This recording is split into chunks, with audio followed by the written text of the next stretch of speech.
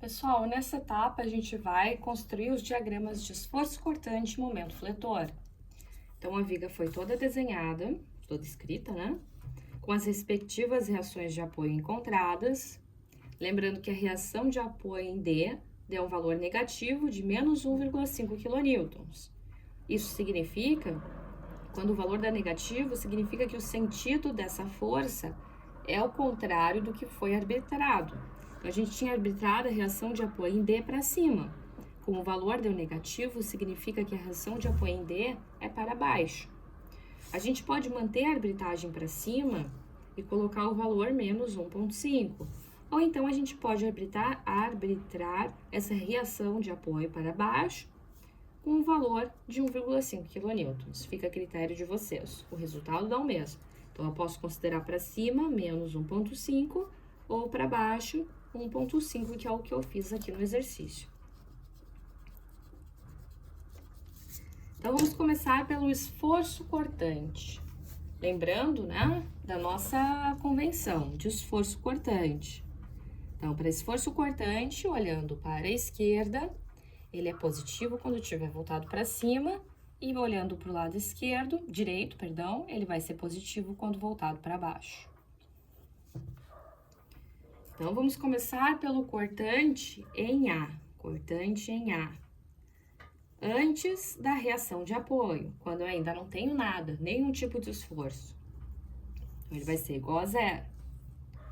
Cortante em A, depois da reação de apoio, olhando para o lado esquerdo, né, eu vou ter, então, um cortante para cima, positivo, porque estou olhando para o lado esquerdo, no valor da reação de apoio, que é de 116,25 kN.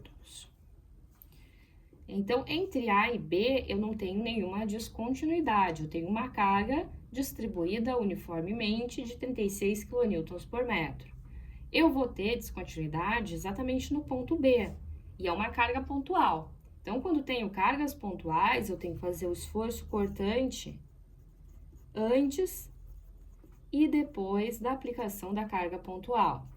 Então, o cortante em B antes, olhando para o lado esquerdo, nesse caso, estou sempre olhando para o lado esquerdo, vai ser igual a reação de apoio em A, de 116,25 kN, para cima, positivo, menos a carga distribuída entre A e B, que é de 36 vezes 8. Vezes 8 porque é entre A e B. Isso aqui vai dar um cortante total de 116,25 menos 36 vezes 8. Então, um cortante de menos 171,75 kN. Logo após a reação de apoio em B,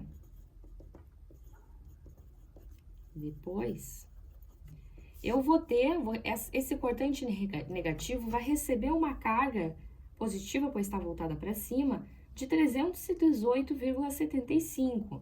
Então, o cortante em B depois vai ser o menos 171,75 mais a reação de apoio em B de 318,75.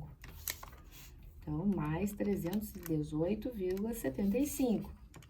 Resultando num esforço cortante de 147 kN. Então, vou andando.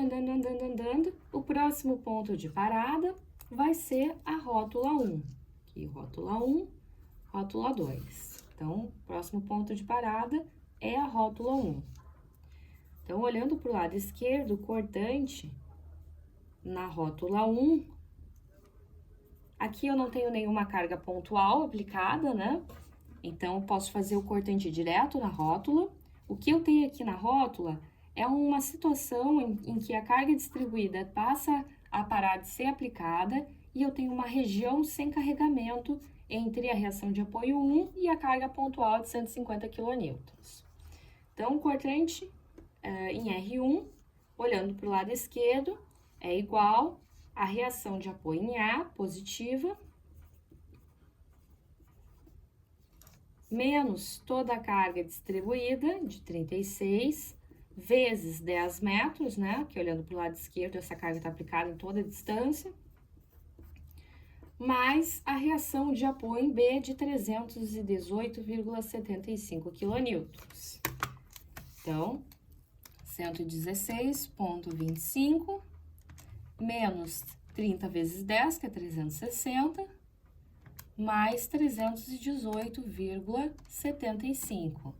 Isso resulta num esforço cortante de 75 kN, exatamente aqui nesse ponto R1.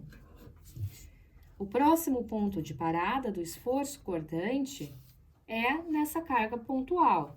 Aqui, A, B, C, D, R1, R2, e aqui eu vou chamar de ponto E. Essas denominações vocês adotem conforme o que vocês estão habituados, tá? Tem vezes que eu faço o exercício, chamo A, B, C, D, E, F, G.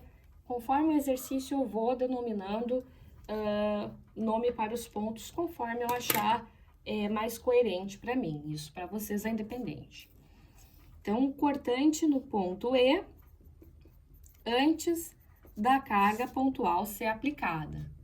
Então, se eu estou no ponto E e olho para o lado esquerdo, o que eu tenho de esforços? A reação de apoio em A, a reação de apoio em B e toda a carga distribuída de 36 kN em 10 metros.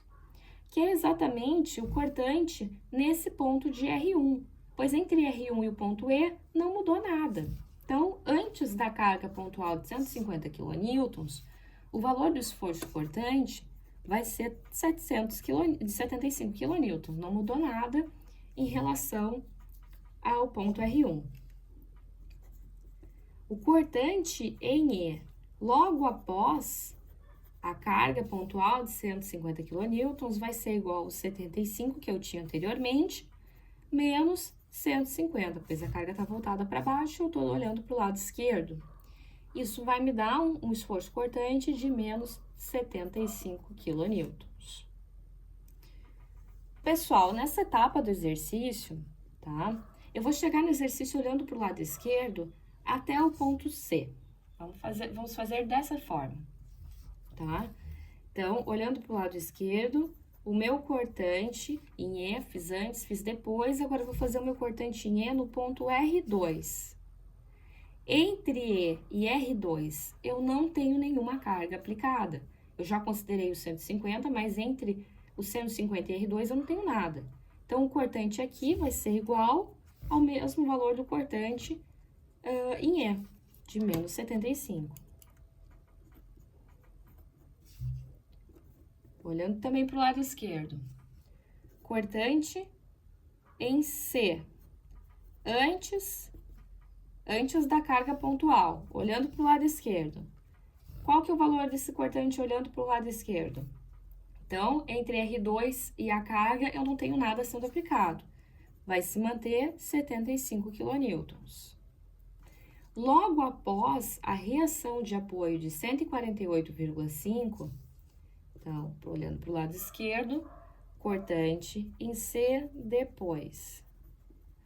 Então, logo após a reação de apoio em C, eu vou ter os menos 75, que é o cortante anterior à carga, mais 148,5 referente à reação de apoio.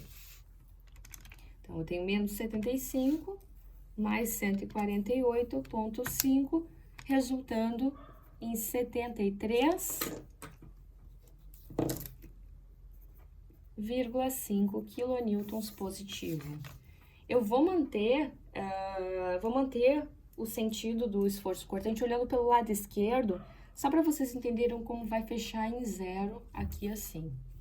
Então, continuando olhando para o lado esquerdo, cortante em D antes da carga pontual, antes dessa carga pontual referente à reação de apoio em D. Então, olhando para o lado esquerdo, esforço cortante, eu tenho tudo que já tinha sido calculado, né, até o ponto C depois da reação de apoio, que é justamente os 73,5 kN, que acaba sendo a soma de todas as cargas, soma-subtração de todas as cargas ao lado esquerdo do ponto D. E acrescenta-se a isso, né, a carga que está voltada para baixo de 12 kN em 6 metros. 12 vezes 6. Então, eu tenho 73,5 menos 12 vezes 6, que vai dar justamente 1,5 kN. Então, vou continuar olhando pelo lado esquerdo, o cortante em D, depois da reação de apoio, vai ser 1,5 kN, conforme tinha calculado antes da reação de apoio. Essa carga aqui tá voltada para baixo, né? Tá voltada para baixo, então é menos 1,5 referente à reação de apoio em D, resultando no esforço cortante aqui na pontinha do ponto D igual a zero. Se vocês olharem sempre para um dos lados, no diagrama de esforço cortante, o resultado final tem que sempre dar zero. Então, essa é uma dica também interessante. Agora, vamos desenhar este diagrama. Então, aqui vou desenhar, vou botar o diagrama aqui.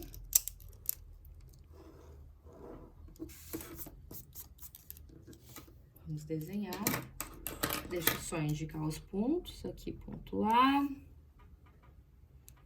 D, B, um pouco distante aqui, C, aqui no meio ponto E, aqui assim a rótula 1 e aqui assim a rótula 2. Então, olhando para os resultados que a gente obteve, esforço cortante em A antes, igual a zero. Esforço cortante em A depois da carga, igual a 116,25 positivo. Então, vamos colocar aqui, mais ou menos, né? Então, o cortante sai de zero para 116,25. Cortante em B antes, igual a menos 171,75. Então, aqui, em B antes, vamos lá em cima, menos 171,75.